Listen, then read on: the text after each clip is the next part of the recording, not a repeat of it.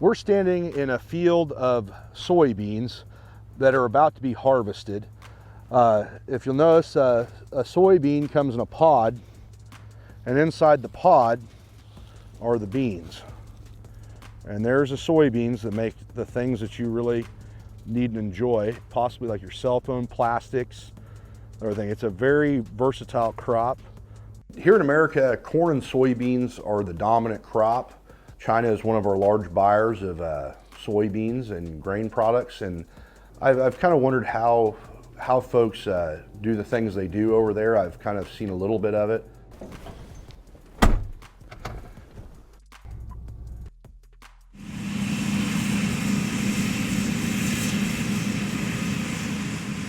Hi, my name is Clipper Goodrich. I'm 36 years old. I'm a first-generation farmer in Kansas, and this is my ordinary life. It depends totally, weather conditions permitting. We could spend anywhere from 8 to 14 hours a day harvesting.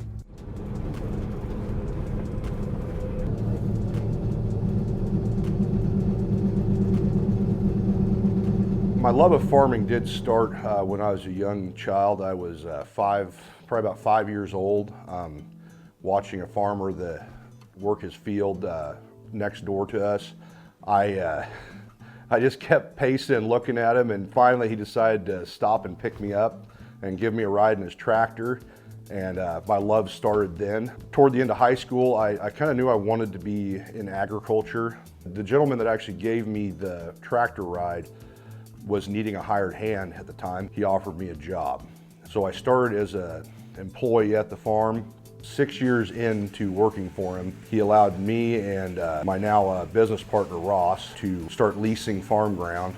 We started farming with our first 24 acres. We have grown kind of ever since. I absolutely love farming. It is also a love-hate relationship at times.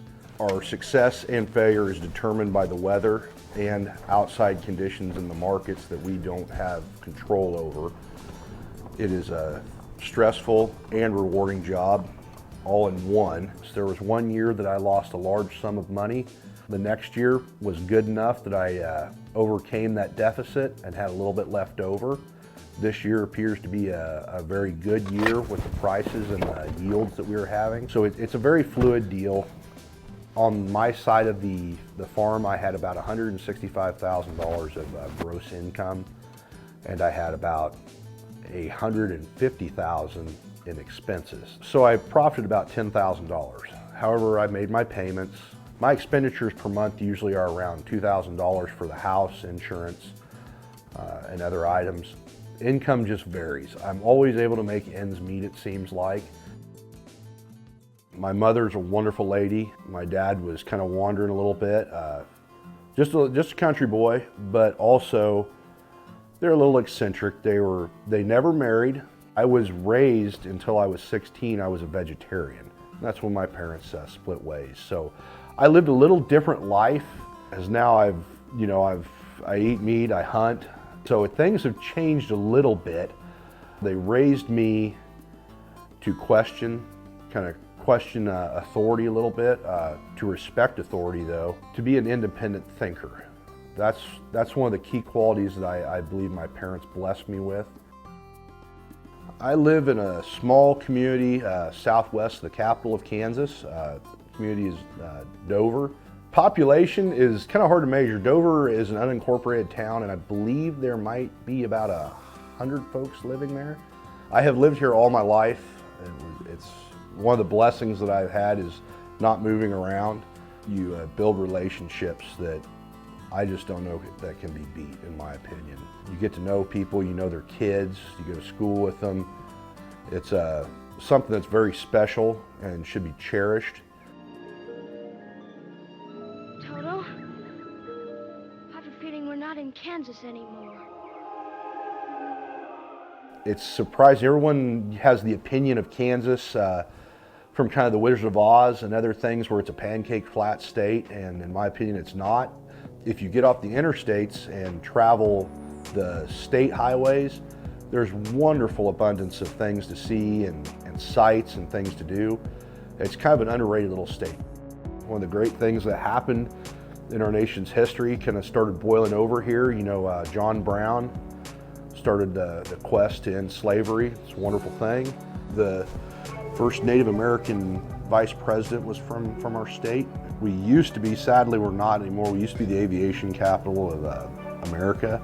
We still kind of the breadbasket of America with the wheat production out in the western part of the state.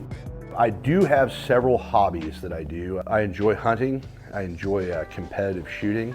We are lucky in this state and this country and where we live.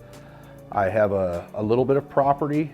I am able to go out behind my house and I can practice there without having to go to a range. I'm a practicing concealed carry license holder.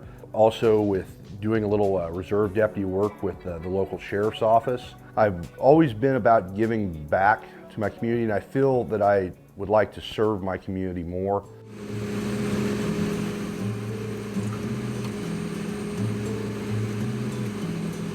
I absolutely plan on spending the rest of my life farming. There's always unforeseen consequences, you know, a downturn of market, and you might be forced to do something else. But if things go to plan, and they have gone to plan, I plan on doing this till the day I die or till the day I can't be a help to the younger generation.